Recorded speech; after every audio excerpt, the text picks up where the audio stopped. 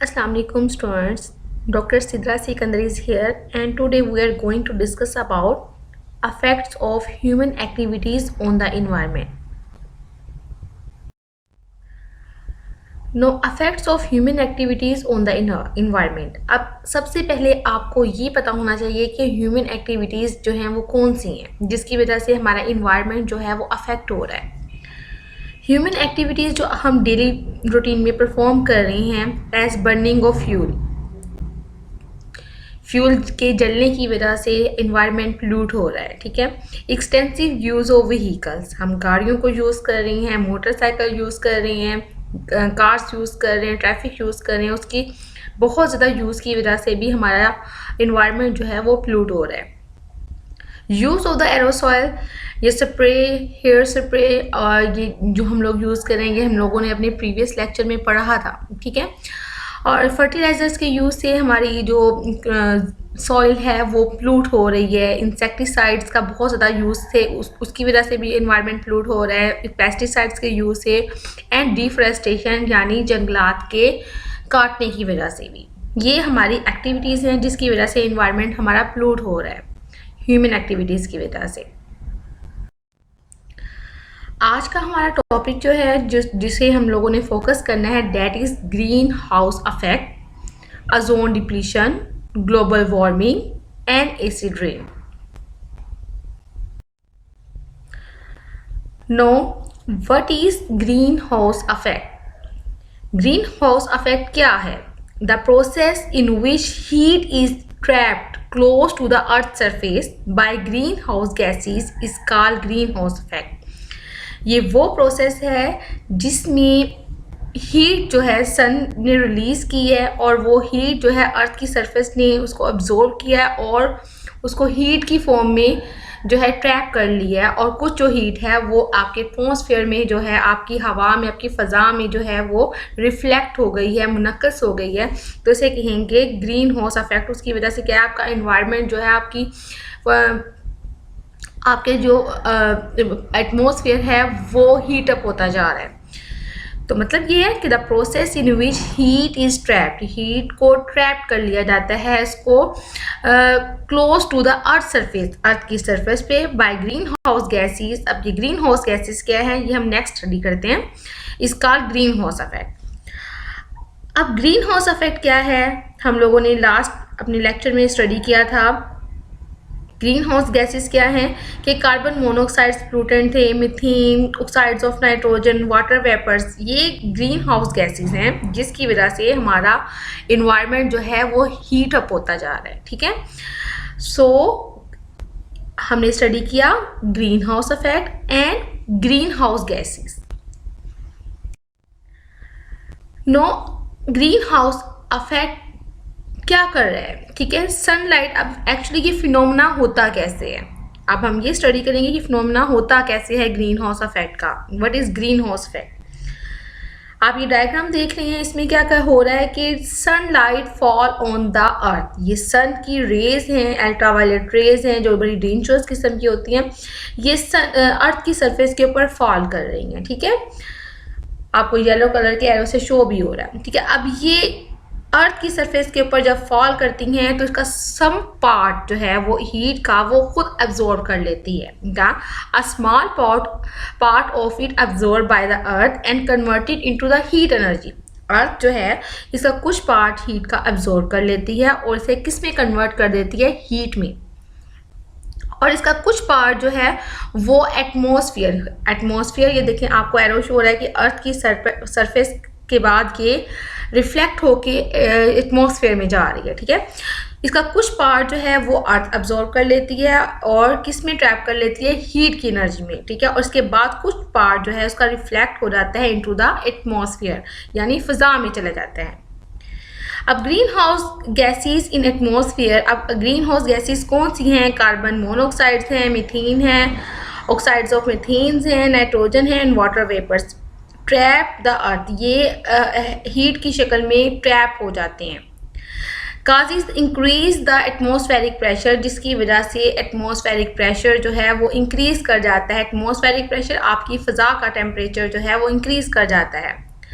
और इस फिनोमेना को कहते हैं green house effect. Next topic है हमारा ozone depletion. Depletion mean delete हो जाना। Ozone, what is ozone? Ozone क्या है? अ लेयर, ओजोन को हम O3 के से भी हम लोग इसको शो करते हैं। A layer O2 upper atmosphere of the earth is called the ozone layer। अब इसका काम क्या होता है? ये आपको यहाँ पे ब्लू कलर की बाउंड्री शो हो रही है, that is the ozone layer. अब इसका काम क्या होता है? इट प्रिवेंट, ये रोकती है ultraviolet rays coming from the sun to the earth. अब ये जितनी भी रेज हैं सन से जो है कमिंग हो रही हैं, ये अर्थ पर उसको प्रिवेंट करती है जाने से, ठीक है। Save the earth from the harmful ultraviolet rays coming from the sun. और इसका काम क्या है कि ये सन से जितनी भी अल्ट्रावायलेट रेज हैं उसको रोकती है ज़मीन पर आने से, ठीक है। और हमें अल्ट्रावायलेट रेज से जितने भी ऑर्गेनिजम्स हैं, जितने भी प्लांट्स हैं, उनको लिविंग ऑर्गेनिजम्स हैं, उनको हार्मफुल रेज से बचाती है, ठीक है। अब ये है, अब know what are the chlorofluorocarbons, ठीक है। सेकेंड स्टेप में ये है कि क्लोरोफ्लोरोकार्बन्स क्या हैं? These are the substances or gases which are release from the refrigerator, aerosol sprays, air conditioners, appliances and these are very dangerous। अब ये क्लोरोफ्लोरो गैसेस जो हैं CFCs जो गैसेस हैं, इसे हम क्लोरोफ्लोरोकार्बन्स के नाम से भी शो करती हैं। तो क्या है कि ये ओजोन डिप्लीशन की वजह बनती हैं। अब व्हाट इज़ ओजोन डिप्लीशन? यानी ओजोन की लेयर का डिलीट हो जाना या उसके अंदर होल्स बन जाना, जिसकी वजह से अल्ट्रावायलेट रेज जो हैं वो डायरेक्ट जो है अर्थ पर मूव कर जाती हैं।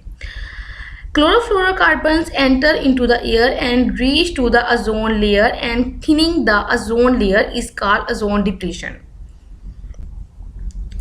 अब इसकी वजह से क्या होता है कि क्लोरोफ्लोरोकार्बन्स जो हैं, जो कि ये डिफरेंट अप्लायंसेस के थ्रू जो है वो रिलीज़ हो रहे हैं, ये एटमॉस्फेयर में हवा में जाएंगे और इसके थ्रू अपर एटमॉस्फेयर में अपर साइड पे मूव करेंगे और इसके बाद जब कि ओजोन की लेयर पर तक पहुंच जाएंगे तो वहाँ पे इसको क्या करेंगे? रिएक्ट करेंगे और उसको थिन कर देंगे। आपको एरो शो हो रहा है कि ब्लू कलर की बाउंड्री में देखे एरो शो हो रहा है कि यहाँ पे ओजोन की लेयर जो है वो डिलीट हो गई है, जिससे अल्ट्रावायलेट रेज जो हैं डायरेक्ट ज़मीन के ऊपर मूव कर रही हैं। ये था ozone depletion. Effect of ozone depletion.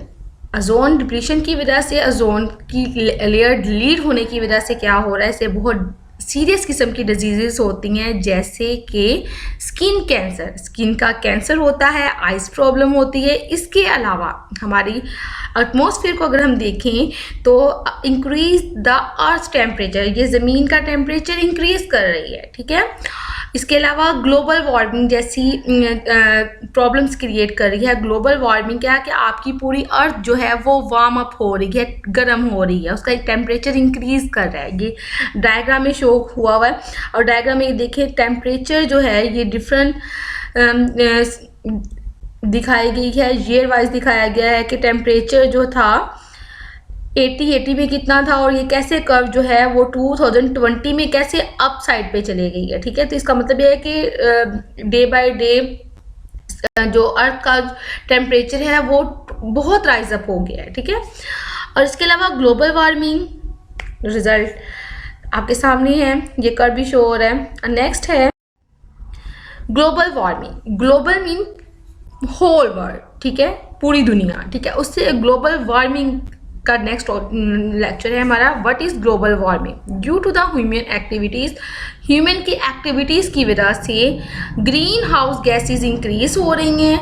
अब ग्रीन हाउस गैसेस कौन सी है? कार्बन मोनोऑक्साइड्स, मीथेन, मीथेन कहते हैं चूल्हे में जो गैस यूज़ होती है उसको मीथेन गैस कहते हैं, ठीक है। जो इसका फार्मूला है CH4, मीथेन गैस है।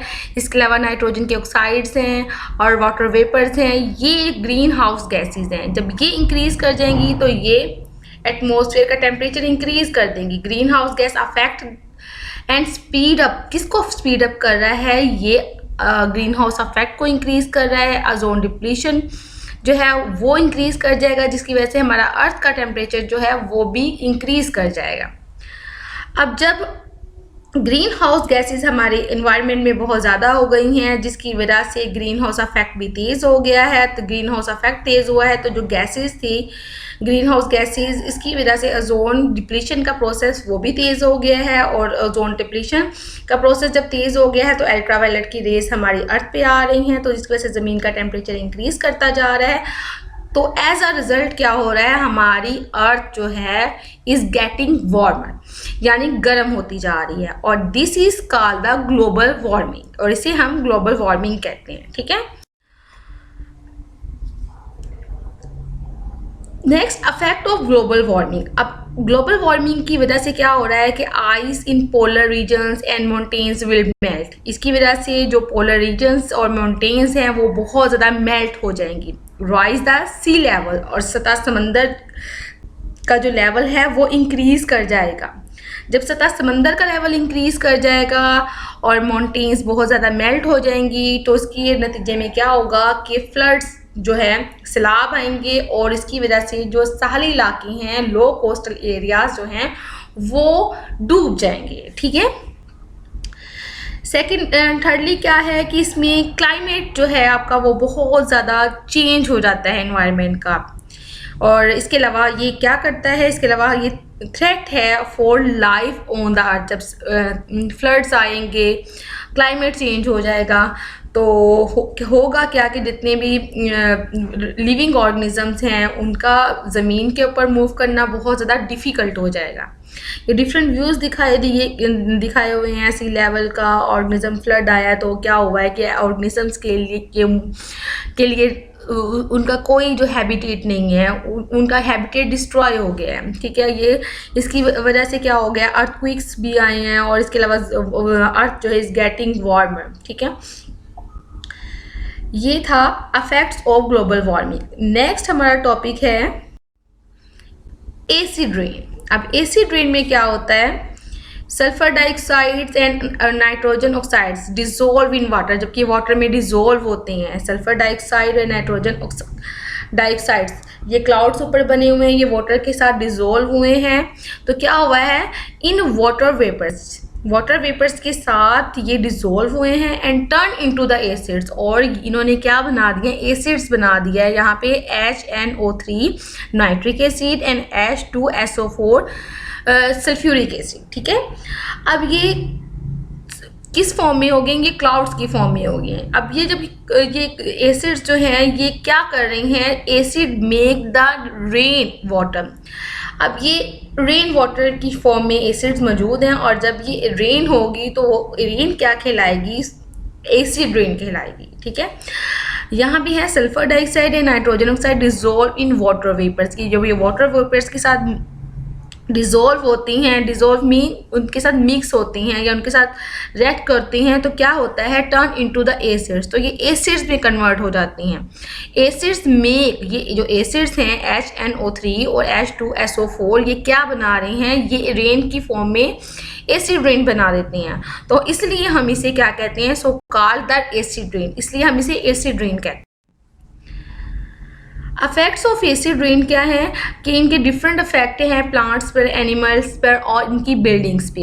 एसिड रेन से क्या हो रहा है कि किल द एक्वेटिक लाइफ, ये फिगर शो आपको हो रही है कि इसमें डिफरेंट फिशेस जो हैं, अपर साइड पे आपको के वाटर में डिफरेंट फिशेस जो हैं, बहुत ज़्यादा फिशेस का जो ग्रुप है वो किल हो गया है एसिड रेन की वजह से, डिस्ट्रॉय। सेकंड में आपको शो हो रहा है कि लीफ की ओरिजिनल लुक ग्रीन थी और एसिड रेन की वजह से उसकी वो डिस्ट्रॉय हो गई हैं, ब्लैक हो गई है। And bark of the tree, और इस ट्रीज़ की जितनी भी बार्क्स थी, इसकी जो टहनियाँ थी, उसके लीव्स जो थी वो भी डिस्ट्रॉय हो गई हैं। डिस्ट्रॉय द बिल्डिंग्स, इसके अलावा ये क्या करता है कि बिल्डिंग्स इससे उस वो जो है उनका कलर, उनकी मतलब बिल्डिंग्स जो हैं उसके ऊपर जो काम किया हुआ है वो डिस्ट्रॉय हो जाता है। इसके अलावा नेक्स्ट जो है क्रॉप्स डोंट ग्रो, और जहाँ पर एसिड रेन बहुत ज़्यादा होती है तो वहाँ पे क्या करती है, जो क्रॉप्स है वो ग्रो नहीं कर सकती। लास्ट में है कि micro organism in soil affect, इसके अलावा जो सॉइल पे, जिस सॉइल के ऊपर, जिस मिट्टी के ऊपर एसिड रेन होगी, फॉल करेगी, कि वहाँ पर जितने भी माइक्रो ऑर्गेनिज्म है, माइक्रो ऑर्गेनिज्म आपको पता है कि बैक्टीरिया, फंजाई और डिफरेंट लाइकन्स, ये क्या करते हैं कि ये कर क्या रही हैं, ये हमारी ज़मीन को फर्टाइल कर रही हैं। इसके अलावा ये डिकम्पोजर्स के तौर पे काम करती हैं, ज़मीन की फर्टिलिटी को इंक्रीज़ कर रही हैं और बॉडीज़ को डिके का काम करती हैं ये। तो उसकी वजह से ये माइक्रो ऑर्गेनिज्म है। माइक्रो ऑर्गेनिज्म के अलावा और भी माइक्रो ऑर्गेनिज्म हो सकते हैं जिसकी वजह से वो जो है वो अफेक्ट होते हैं, वो अपना फंक्शन परफॉर्म नहीं कर सकते। ये हमारा आज का लेक्चर था। उम्मीद है कि आपको पसंद आया होगा। मिलते हैं नेक्स्ट लेक्चर में। जाने से पहले अगर आप लोगों को मेरा लेक्चर अच्छा लगा हो तो इसे लाइक कीजिएगा, सब्सक्राइब कीजिएगा और कमेंट बॉक्स में अच्छे अच्छे कमेंट्स कीजिएगा। मिलते हैं नेक्स्ट लेक्चर में। अल्लाह हाफिज़।